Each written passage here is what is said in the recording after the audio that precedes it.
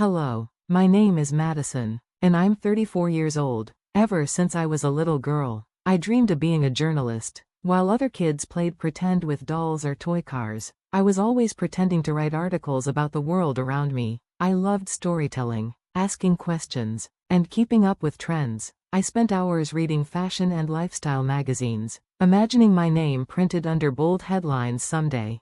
It wasn't surprising that I chose to study journalism and media in college. Those years were some of the happiest of my life. I poured my heart into every assignment, wrote for the campus magazine, and interned at a small local publication. I wasn't just chasing a degree, I was chasing my purpose. After graduating, I worked for a few companies. None of them were big names, but I didn't care. I was doing what I loved. I worked long hours, took every opportunity that came my way, and slowly built my portfolio. Eventually, after years of hard work, I landed a position at a well-known magazine company. It wasn't quite Vogue, but it was a big deal for me. For the first time, I felt like I had made it. A couple of years later, when I was 28, I met Scott. He was kind, thoughtful, and steady, everything I wasn't at that stage of my life, where I was creative and emotional. He was logical and calm. We balanced each other perfectly. We met through mutual friends, and from our first conversation, I felt like I could truly be myself around him. Scott came from a wealthy family. His parents, Fred and Tricia, owned a family business that had been passed down for generations. At first, I didn't think much about it. Love isn't about money, right? But it didn't take long for me to realize that Tricia, his mother, saw things differently. Tricia didn't like me. From the very beginning, she made that painfully clear. She would smile politely in front of Scott but throw sharp comments whenever he wasn't around. She often mocked my job, saying things like, "Oh, so you write about makeup and celebrities all day? Must be nice to have such an easy career." At first, her words hurt deeply. I tried to be polite, to win her over, to prove I was worthy of her son. But no matter what I did, she always found something to criticize: my clothes, my cooking, my career, even my family background. Scott defended me every single time. And his father, Fred, was always kind to me. He once told me quietly, "Don't take her words to heart, Madison. Tricia has always been particular." As time passed, I tried to let it go. I convinced myself that if I ignored her, things would eventually get better. Scott even suggested limiting contact with his mother. But I didn't want to be the reason he grew distant from his family, especially since he worked closely with his father. So we kept the peace. We saw Tricia maybe twice a month, and I learned to smile through her barbed remarks. But that peace didn't last. One day, Fred told us he had to travel abroad for a few months for a business project. Tricia didn't want to stay home alone, so she asked to move in with us, just for a little while. My stomach twisted when Scott told me, but how could I say no? She was family. I told myself I could handle it. Living with Tricia turned out to be worse than I imagined. She criticized everything: the way I cooked, the way I decorated, even how I folded laundry. She found fault in the smallest things. If I made breakfast, she would sigh and say, "Oh, Scott likes his eggs a little less runny. Didn't your mother teach you that?" Every day felt like walking on eggshells. Still, I held it together until the week of my big presentation. At work, I'd been chosen to lead a major redesign project for one of our magazine sections. It was the most important assignment of my career so far, the kind that could lead to a promotion. I worked late nights, skipped outings, and poured my heart into the presentation. It was stressful, but I was proud of it. The night before the presentation, I was sitting in the living room with Scott, going over my slides one last time. I was nervous and told him, "This is a big deal. All the top bosses will be watching me tomorrow. I can't afford to mess this up." Scott smiled and squeezed my hand. "You've worked so hard for this. You'll do great." Before I could answer, Tricia's voice cut through the room. "Oh, don't be so sure." Scott and I turned to see her standing in the doorway with her arms crossed. "Mom," Scott said, "we're having a private conversation." "I just wanted to help," she replied sweetly, though her eyes said otherwise. "Madison, you worry too much. You probably don't have the skills for something that big anyway. Just treat it as a sign. Maybe this is the universe telling you to quit your job and focus on being a housewife. That's a respectable thing to do, you know." I stared at her, stunned. Excuse me? She smiled. I'm just saying, not everyone's cut out for real success. Some people are better off supporting their husbands. That was it. I'd had enough. You know what, Trisha? I don't have time for your nonsense. I have bigger things to focus on than your constant insults. Her face turned red. How dare you talk to me like that? So it's fine for you to talk to me that way, but not the other way around? I shot back. Scott, say something. Your wife is disrespecting me, she snapped. Scott stood firm. She's just standing up for herself. Mom, maybe you should think about what you say before you speak. Trisha gasped, her voice shaking with anger. She's manipulating you. You'll regret this, both of you. And with that, she stormed off. That night, I tried to push her words out of my mind. I needed to rest. Tomorrow was too important to let her ruin it. But the next morning, everything fell apart. When I arrived at work and opened my laptop, my screen was blank. Every single file, gone. My desktop was empty. My folders deleted. Even my settings were reset. I panicked. My heart raced as I frantically checked my email, hoping I had sent the presentation to myself. But when I opened my inbox, every message, even from the trash, had been wiped clean. I froze in disbelief. My hands started shaking.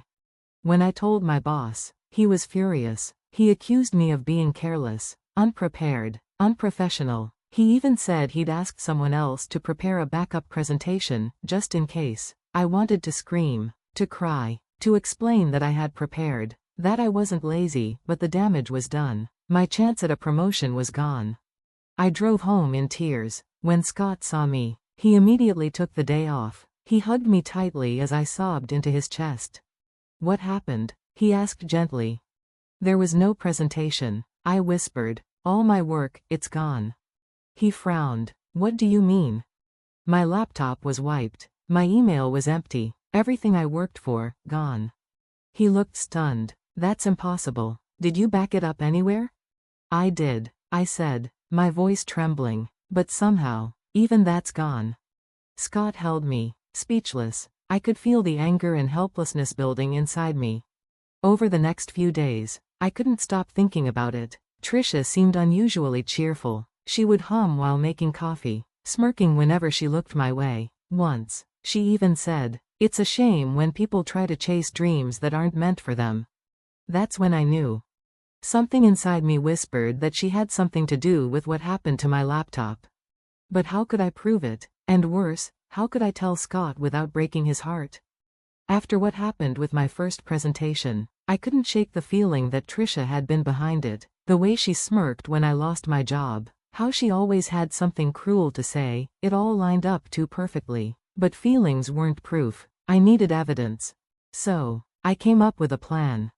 If Trisha really had something to do with deleting my files, I had to catch her red-handed. I ordered a hidden camera online, one that looked exactly like a smoke detector. When it arrived, I installed it in the small office I used at home. I connected it to my phone so I could see everything in real time. Just knowing it was there gave me a strange sense of calm. I was finally taking control. But I needed bait. I had to give Trisha a reason to repeat what she'd done before. So I started acting stressed again, pacing around the house, pretending to be anxious, muttering to myself as if I had another big presentation coming up. One afternoon, while Scott was at work, Trisha noticed. "What's wrong?" she asked, setting down her cup of tea. "You're pacing like a nervous wreck. Another project?" I sighed, pretending to hesitate. "Shish, okay, since you asked. I've been given another chance to present my work. If I do well, it could lead to a raise." Her eyes lit up in a way that made my stomach twist. "Oh, really?" "Yeah," I said softly, fidgeting with my hands. "It's my last chance to get things right. If I fail this time, that's it." She tilted her head, her voice dripping with mock sweetness. "And why didn't you tell Scott? Is it because you're embarrassed about your job?" "No," I said. "I just don't want to disappoint him again. Please, keep this between us, okay?" Trisha gave me a cold smile. "I'm not promising anything, but I'll admit, it'll be interesting to see what happens tomorrow." I forced a weak smile. "Why do you always want me to fail, Trisha?" "I don't want you to fail," she said, picking up her cup again. I just think you'd be better off as a housewife. It's less embarrassing than pretending to be something you're not. I clenched my jaw. I don't have time for this. Please, just let me work. She gave my laptop a long, knowing look before leaving the room, smirking. That smirk sent chills down my spine. That night, everything felt tense. Trisha was unusually quiet during dinner, but every few minutes, I'd catch her glancing at me, that same smug look on her face. Scott didn't notice. He was exhausted from work and just wanted to relax. After dinner, I excused myself, saying I had to get ready for tomorrow. In reality, I sat in my room with my phone open, watching the live camera feed. Nothing happened at first. Scott and I later watched a few episodes of our favorite show, trying to unwind. Then, around midnight, I saw movement. Trisha entered the office. My heart started pounding. I froze for a moment before nudging Scott. Scott, I whispered, look. He rubbed his eyes, confused, then stared at my phone. His expression changed from sleepy to horrified in seconds. There she was, Trisha, sitting at my desk, opening my laptop. She moved the mouse, clicked around, and within minutes, the screen went dark. She restarted the laptop and began typing something. Scott's jaw tightened. She's deleting your stuff again. Before I could respond, he was already out of bed. He stormed down the hall and flung the office door open. What are you doing in here, Mom? He demanded. Trisha jumped, spinning around in her chair. Oh, Scott, you scared me. Nothing. I was just what? He asked. It's midnight. I was tidying up. This room's always messy. Tidying up? With my wife's laptop open? Her eyes narrowed. Are you accusing me of something? Scott stepped closer. Don't play games, Mom. You were caught on camera. Her face paled. Camera? What camera? I installed one after Madison's files were deleted the first time, I said, stepping into the doorway. And guess what? It recorded everything. Trisha's expression twisted into shock and anger. You were spying on me? How dare you invade my privacy? You went into my office, I said firmly. You touched my computer. If anything, I should be asking how you dared to invade my privacy. Scott folded his arms. You need to leave, Mom, tomorrow morning. Her voice cracked. But I'll be all alone. Scott, I'm your mother. You're also someone who tried to destroy my wife's career, he said coldly. I won't let you hurt her again. Trisha tried to argue, but Scott walked out, refusing to listen. The next morning, she tried every trick in the book. She made breakfast, cleaned the kitchen, acted sweet, but Scott didn't budge. He came downstairs with her bags packed and said calmly, your car's waiting outside. Trisha turned to me, tears in her eyes, but her voice was full of venom. You set me up. You always wanted to turn Scott against me. I crossed my arms. Trisha, you did that yourself, and you're lucky I haven't shown the video to everyone you know. Imagine what your friends would think of you after seeing how you treated me. That silenced her. She grabbed her purse, gave me one last hateful look, and left. The house felt peaceful for the first time in months. The silence wasn't heavy, it was freeing. I finally felt like I could breathe again.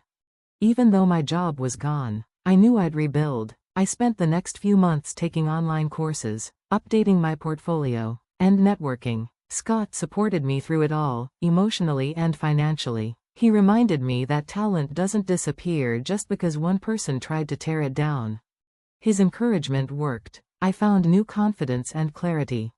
A few months later, I landed a dream job, chief editor at one of the most prestigious international magazines. It was challenging, fast-paced, and everything I had ever wanted. I threw myself into the work and loved every second. Ironically, I stopped thinking about Trisha altogether. For once, I wasn't trying to prove myself to her, I was living for me. But fate has a funny way of bringing things full circle. About a year later, the company hosted a grand event, a celebration of its top contributors and new leadership. I was one of the honorees. The guest list was huge, filled with well-known names in business, media, and fashion. And to my surprise, Fred and Trisha were on it too. When Scott and I walked in, we looked and felt different, confident, equal, successful. Fred greeted us warmly, but Trisha's face hardened the second she saw me. Look at you, Trying to fit in, she sneered. Trisha. Fred sighed. Not now. Madison. You look stunning, Fred said kindly. Thank you, Fred. You look great too, I replied, smiling. Oh, unemployment looks good on her, I guess, Trisha added with a laugh. Fred blinked. Unemployed? What's she talking about? Trisha leaned closer to him. She lost her job. Fred couldn't even handle a simple presentation. I've always said she's not good enough for our son. That's enough, Scott said sharply. Oh, come on, Scott. Stop defending her, Trisha snapped. Before I could respond, the CEO called my name from the stage. The entire room turned to look at me as applause broke out. I excused myself and walked up to the stage, trying not to smile too widely as I caught Trisha's stunned face in the crowd. The CEO gave a glowing speech about my achievements, leadership, and creativity. When I stepped up to speak, I thanked Scott, my team, and, with a small smile, one person whose constant doubt pushed me to work harder. The audience laughed and applauded. When I walked back to our table, Fred stood up to hug me. That was incredible, Madison, he said proudly. Trisha just stared at me, speechless. Fred turned to her and said, "She's doing better than any of us, Trish. She's the chief editor now. Do you realize what that means?" Trisha blinked. Chief editor? Of this company? Fred chuckled. Yes, and she probably earns more than both of us combined. Trisha's mouth fell open. That's not possible. It's true, Scott said with a smile. Madison worked for it. No shortcuts. No family business handouts. I met Trisha's eyes and said softly, "You once told me I'd be better off as a housewife. I guess you were wrong." She didn't reply. For once, she had nothing to say. Scott and I walked away from that table, hand in hand, leaving her frozen in disbelief. That night, as I stood on the balcony overlooking the city, I realized something. The real victory wasn't proving Trisha wrong. It was finally believing in myself again. And that felt better than any applause.